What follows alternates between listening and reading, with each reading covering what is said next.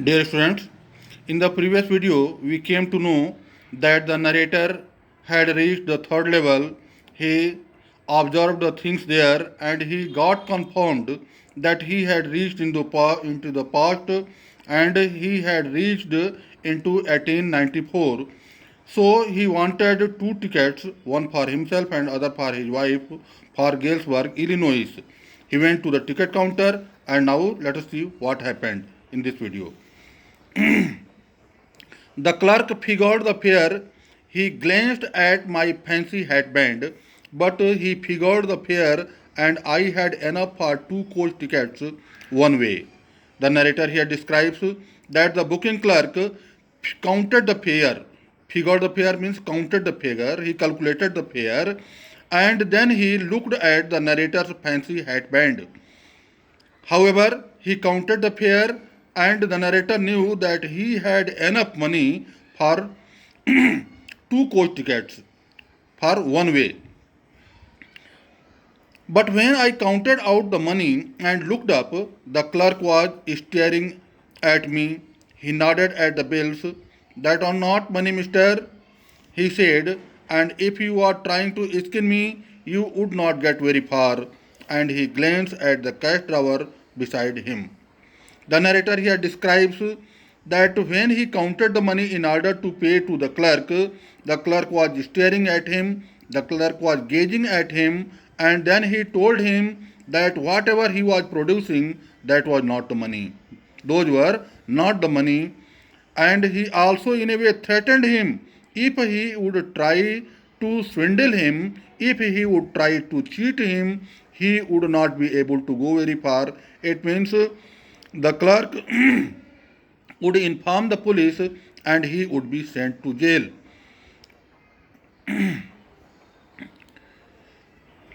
When the narrator looked into the drawer, what he saw, let us see. Uh, of course, the money was old style bills, half again as big as the money we use nowadays, and different looking. I turned away and got out fast. There is nothing nice about jail even in 1894. The narrator looked into the drawer and he found that the money that was in was broader and longer than the money they used at the time.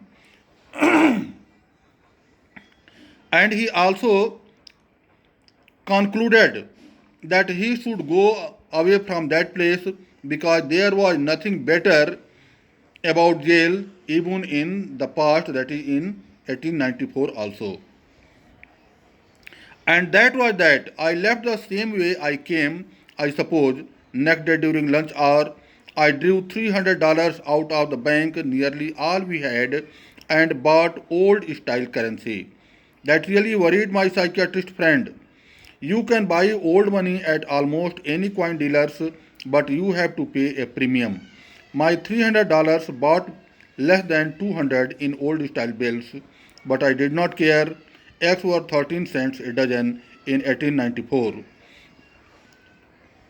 But I have never again found the corridor that leads to the third level at Grand Central Station, although I have tried often enough.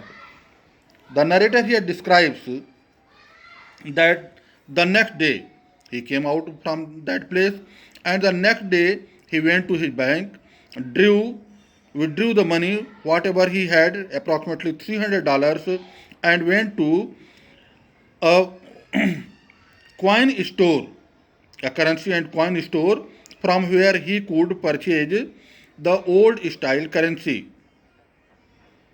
And his psychiatrist friend Sam Wiener was worried why he was doing so. The narrator says that one can buy old money at almost any coin dealer's shop, but for that one has to pay the premium. Premium means the money that is his profit, that is the coin dealer's profit, that is to be paid. That is to be paid.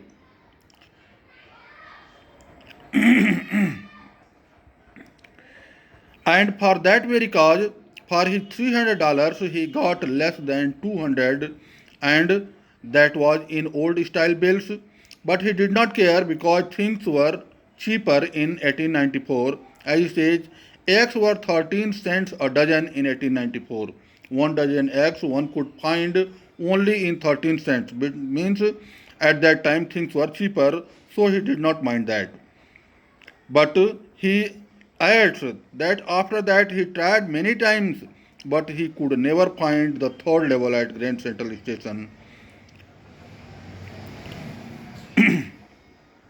Lucia was pretty worried when I told her all this and did not want me to look for the third level anymore. And after a while, I stopped.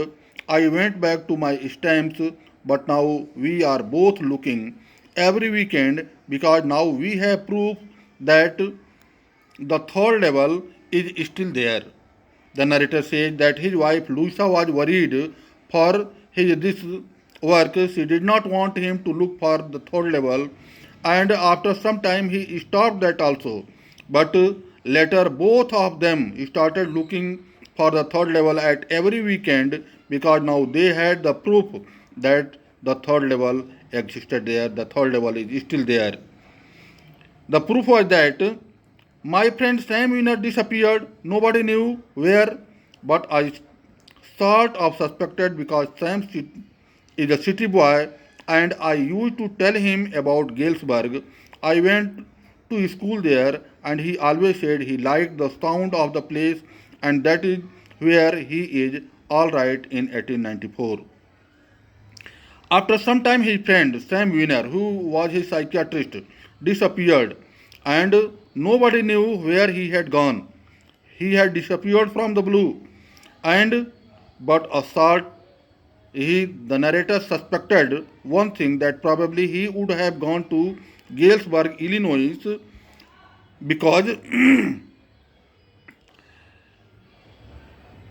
he had told him about Galesburg, Illinois several times, and he was quite curious about Galesburg, Illinois. He had told him that he liked the sound of the place, and the narrator thought that probably he had gone all at there in 1894. Dear students, remaining we shall read in the next video.